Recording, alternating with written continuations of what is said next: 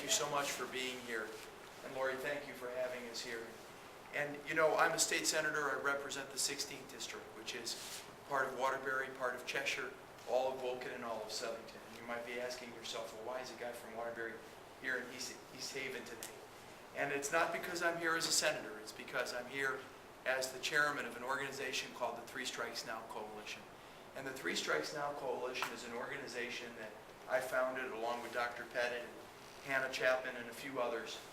It's a statewide, nonprofit organization, a grassroots group, dedicated to pushing for the enactment of a three strikes and you're out law in Connecticut, something we desperately believe we need here in the state, and which we do not. So we're here today because Lori Musco is willing to tell the people of East Haven and her district and the people of Connecticut that if she's lucky enough to get elected this November, she will stand up for the people of Connecticut and vote for a real three strikes law.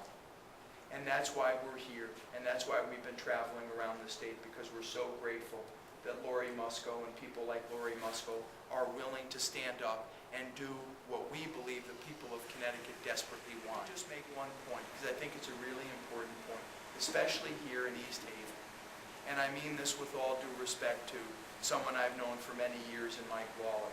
But Mike Waller sends out direct mail pieces like this, which says that he's the author of a tough three strikes and you're outlaw. And I got to tell you, and I mean this with all due respect to him, it just isn't true. The law that was passed a few months ago doubled and tripled the minimum sentence for violent criminals. But guess what? The minimum sentence is, in over half the cases, either 1 or 2 years. How impressed would the people of East Haven be if they knew that what Mike Waller authored was something that would double your sentence from 1 year to 2 years, or triple your sentence from 2 years to 6 years? That's not three strikes. That's not the tough, mandatory sentence that we need for a 3-time rapist. That's not the kind of tough, mandatory sentence we need for someone who poses a clear and present danger to society.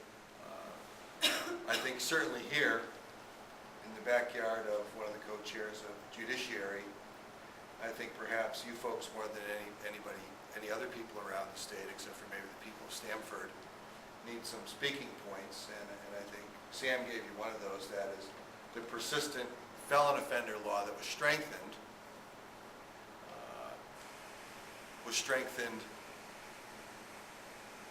partially in terms of a soundbite when they said that the penalties were doubled and tripled. I suppose if you get a pretty tough judge and they give you 10 or 15 years and it's doubled or tripled, it does its job. But if the judge gives them 1 or 2 years and it's doubled or tripled, it hasn't done much at all. And that's the details that you didn't hear about if you didn't read your way through the bill. And that's certainly what the people who softened that end of it were hoping that you didn't read through and hear the details. They talk about taking away judicial discretion, and that argument really irritates me, because your friends in the fire station, your friends in church, your friends in the community, you can tell them that these same legislators passed a law on murder arson, where the penalty is life in prison without parole. I was pretty good in math, and getting convicted about murder arson, life without parole is 1 strike. So somehow 1 strike you can go away for life, but somehow 3 strikes you can't go away for life.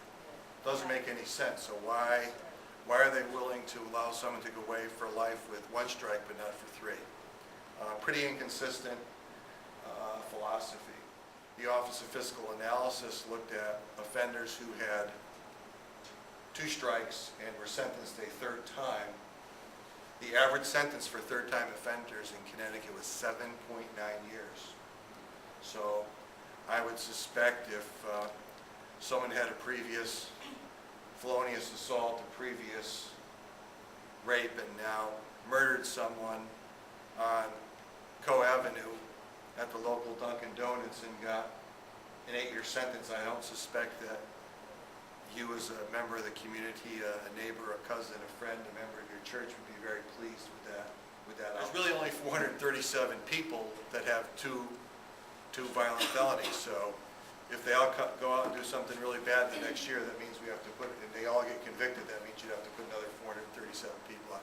I suspected most of us would be willing to put these people I away. just wanted to say that, I've been out knocking on doors since May, and we talk about the economy, we talk about the gas tax, but when we get to the three strikes law, that is such a hard conversation for people to talk about. People are nervous, people are scared. There hasn't been just the one tragedy that we had in Cheshire. We've had many other home invasions. And this three strikes law really needs to be turned around and done the way it was supposed to be done. And if I get elected, I will be up in Hartford and I will be fighting as hard as I can to get these predators in jail and keep them in jail and keep it as a permanent residence.